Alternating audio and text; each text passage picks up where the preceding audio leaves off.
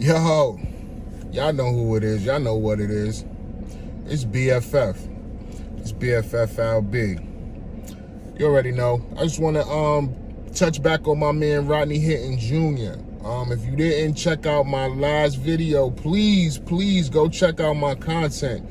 Check out my last video. I left off on Rodney Hinton Jr. But let me get to the let me give you guys the old rhetoric. Please subscribe, like, comment, like, subscribe, whatever order it comes in on the screen. But make sure y'all do that. I'm out here. We out here, and this is BFF, man.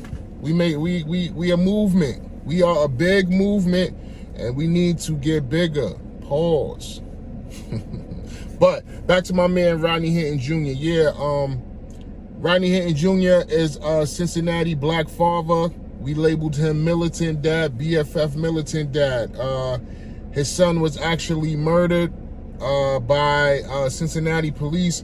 He was murdered while attempting to steal a car. He was fleeing from police, and he was actually shot 3 times in the back and killed by a police officer.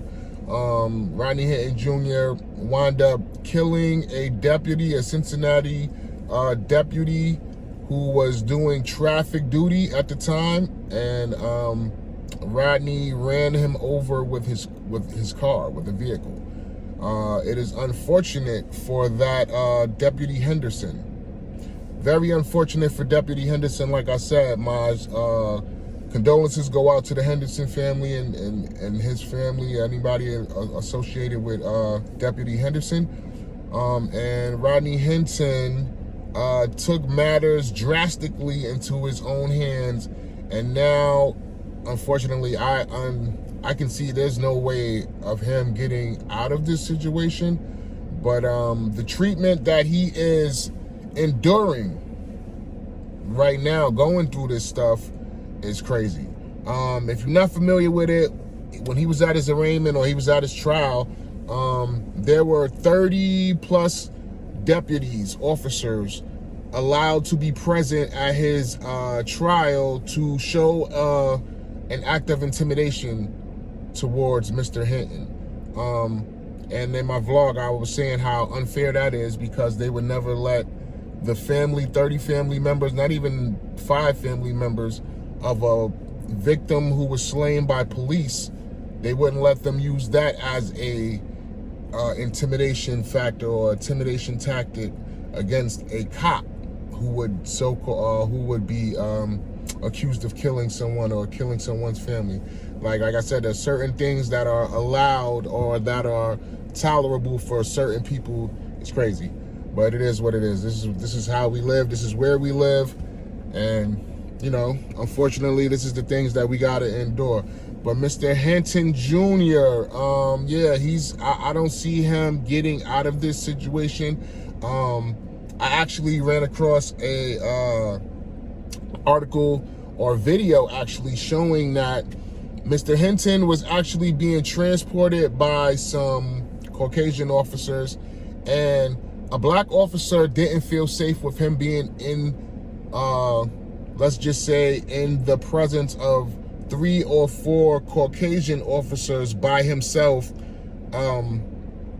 handcuffed and not being able to do anything. So this officer took it upon himself to take this ride and walk with Mr. Hinton Jr. and these other officers to ensure that he made it safely to wherever they were going to transport him. And I commend that officer. That was a cool thing. I understand one of your brothers in arms were taken down by this guy, and you guys all have the code. You probably even feel some type of way about Mr. Hinton Jr. yourself. But as a black man, you felt that man was not in the safest situation at the moment, to where you intervened and said, you know what, let me take the ride with this guy. Let me walk him and make sure he gets wherever he's going to get to safely. So we commend you for that, man. Like, that was a very noble thing that you did.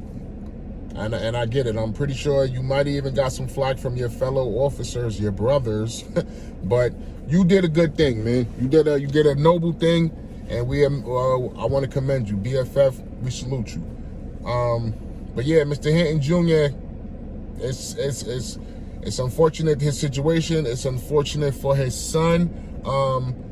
It's crazy. Like I was saying before, I have video on me talking about another situation that happened with Carmelo Anthony. And Carmelo Anthony was using platforms like GoFundMe, and I never can remember the name of the other platform, but platforms like those to collect money to help him out with his legal fees and bail and stuff like that at the time. Rodney Hinton Jr., he actually has no bail. He probably won't get a bail, but people are putting money on into his commissary. And it's actually, people are supporting him so much and so heavily that they're getting signs or they're getting messages on there that's saying that this inmate cannot receive any more commissary money today. He exceeded, I guess, the commissary bank allowment or whatever it is, allotment or whatever. But yeah. So it's good to see that people are supporting Rodney. I mean, I hope they're supporting him because they see that he's a family man who pretty much threw away his fatherhood privileges. Now he's going to be an inmate, and I get it. Emotions took over. Your son was killed. I don't know how I would act in that situation. I don't think that I would run over a complete stranger and or somebody who didn't have something directly involved with my son being unalive. But, you know, that's what you chose to do. And like I said, Rodney Hinton also is not in the best mental health. So mental health plays a very big key in this case also, because his mental health led him to do what he did. And it's just unfortunate. I would like people to pray for Rodney. You know what I mean? Like I said, he's a family man. I represent the black family man, the black father. And like, there's a lot of different circumstances where I know emotions would take over, and you losing your child, the death of your child is one of them. And to have your child murdered is, I don't even want to know what that's like. So, like I said, blessings and condolences to the Hinton family, also to the Henderson family. I just want to touch on that real fast. Just talking about black fathers, I don't really want to get into this guy because he's all over the place. He's taking up everybody's airwave, but I got to touch on him just because he's a black effing father. P. Diddy, Sean Combs, Puff Daddy, Brother Love, whatever the hell you want to call this dude. Like, just like everybody else, I'm pretty sure we all grew up on his music. His whole situation now is crazy. This is all I'm going to say, and I'm going to be real. I don't got nothing against Cassie. I don't know Cassie. I don't got nothing against Diddy. I don't know Diddy. But I do know grown-ups. This whole situation that's being aired out publicly is a toxic relationship. We are watching the so-called, they're trying to crucify Diddy. And the only reason they're trying to crucify Diddy, honestly, and let's just be for real, Diddy is a very powerful, influential, financially capable of pulling off a lot of things individual. And I'm pretty sure, and this is Puff Daddy, that motherfucker's head, pause, got too big. He said the wrong thing to the wrong person to where they was like, we gotta put this motherfucker back in his place. And that's all that was. And it's unfortunate that we are watching his personal life, even though whatever he did, like this guy was, I was hearing human trafficking and all this other shit, RICO shit. Like, why, if those are the charges, why are we talking to Cassie? Why are we hearing about stories about Craigslist guys peeing in their mouth and rubbing sperm on Diddy's nipples? Like, none of that shit is illegal. Like, where's the illegal part of this case? Like, none of that shit is illegal. Like, Diddy played himself by being a womanizer, being an abuser, and getting caught on videotape doing this nonsense.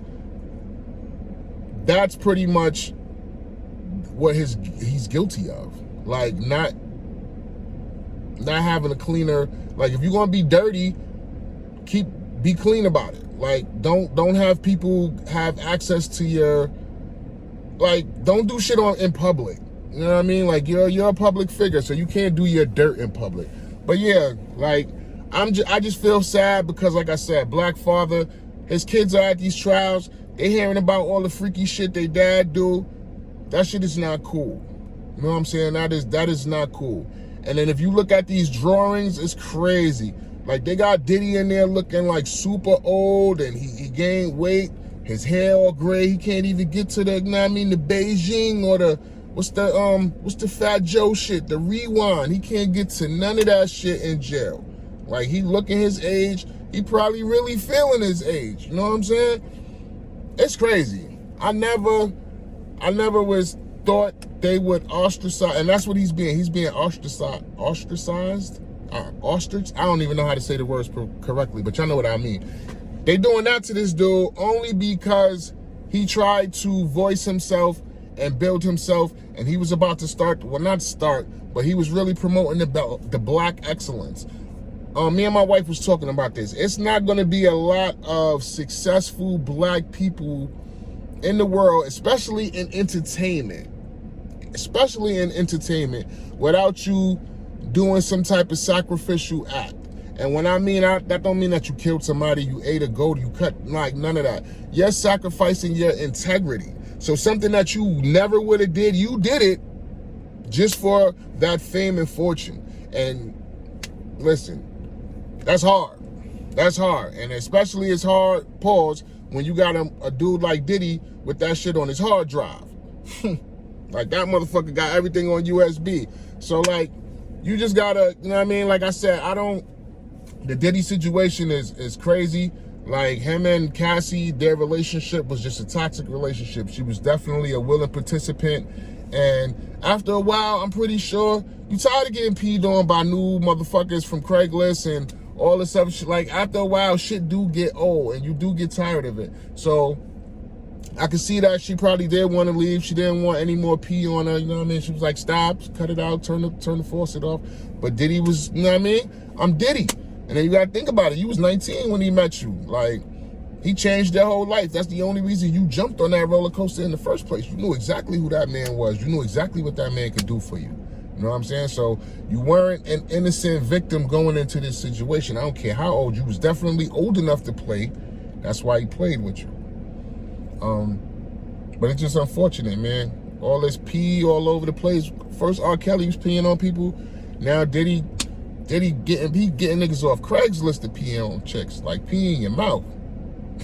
It's crazy. And you have to describe and divulge all of this information in court publicly while you're pregnant with your third child.